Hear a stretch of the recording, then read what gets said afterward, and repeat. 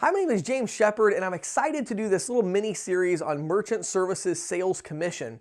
And so we're going to be talking about how much money you can make in merchant services, and more importantly, what are the assumptions that are underlying this idea? You know, I could easily tell you, hey, I know lots of merchant services sales reps that make $100,000 a year. Well, I also know some that make $20,000 a year. I also know some that make $300,000 a year. So, you know, it's easy to just talk about, well, you could make this, or you could make that, or you could make a certain amount per sale. But really, there are certain assumptions that are used to create these projections of how much money you're going to make. And so in this first video, I'm going to talk about the most important assumption. I don't care which processor you sell for. I don't care how long you've been in the industry. I don't care what kind of compensation plan you have.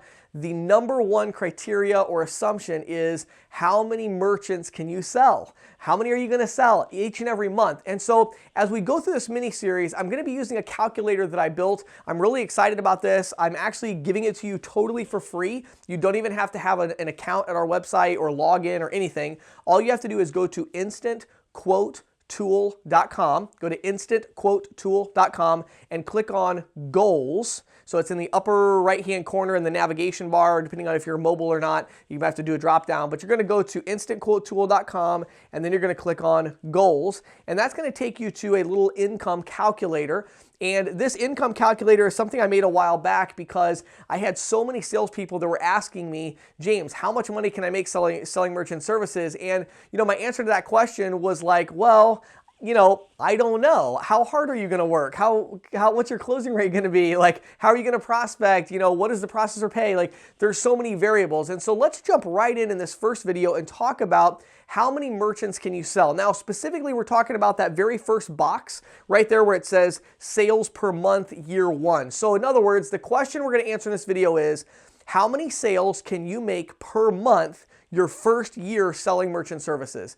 Well, in my experience, I'm going to give you these three criteria that are going to show an average merchant services sales rep. So when I say an average merchant services sales rep is going to make X number of sales per month, here's what I mean by that.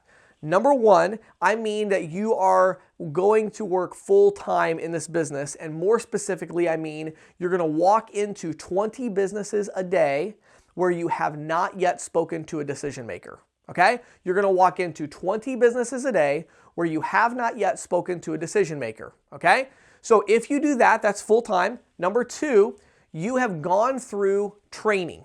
So you understand merchant services a little bit. For a guidepost, you're already at instantquotetool.com. Click on training. It's right next to goals in the nav bar. Click on training and you'll see some courses there. Probably would take you a week or so to get through all of those courses. You need to be trained, okay? If you're trained and you know you're going full-time into the business, the third criteria is that you have some idea how to sell. So you're a good salesperson. So an average merchant services rep walking into 20 businesses a day where they have not yet spoken to a decision maker, which is what you can easily do if you're full-time, take you between 1 to 2 hours to walk into 20 businesses, maybe 3 hours at the most. You are trained, you understand merchant services, you've gone through some training like my courses I have at instantquotetool.com or something comparable. And so you have those two kind of building blocks. So if you have that and you know how to sell and you can close at a reasonable rate, you're going to make 12 sales per month on average as a merchant services sales rep. Okay, so in that little box up at the top, I have 8 because I try to make it really conservative by default. Go ahead and change that 8 to a 12. Change that 8 to a 12 and look at what that does to your first year income. It's pretty significant, and we're going to talk more about that in a little bit. But that first box, we want to take that from 8 up to 12. Now, you say, well, James, I'm an amazing salesperson. I'm the best sales rep I've ever met. You know, I close really high. How many sales am I going to make? Well, you're going to probably make somewhere around 20 sales. So the idea is if you walk into 20 businesses every day where you've never spoken to a decision maker yet, you're probably going to be on pace to make 1 sale a day if you're a really, really good salesperson. If you're an average salesperson, you're going to lose a couple of those deals that maybe the best salesperson would have sold an extra 2. You're going to lose those 2. You're only going to sell 3 a week. Okay, so instead of selling 5 a week, you're only going to sell 3 a week. So instead of 20, you're going to get 12. If you say, well, James, I'm not a great salesperson, then you're probably going to close somewhere around 8 to 10 because your closing rate's going to be a little lower. And then you say, well, what about if I'm part-time? Well, if you're part-time, it's really simple. I said you're walking into 20 businesses a day where you've never spoken to a decision maker. That's going to get you 12 sales. If you're walking into 10 a day, that's going to get you 6 sales a month, right? If you're walking into 5 a day, that's going to get you 3 sales a month. So hopefully you can use those metrics to put that first box in there.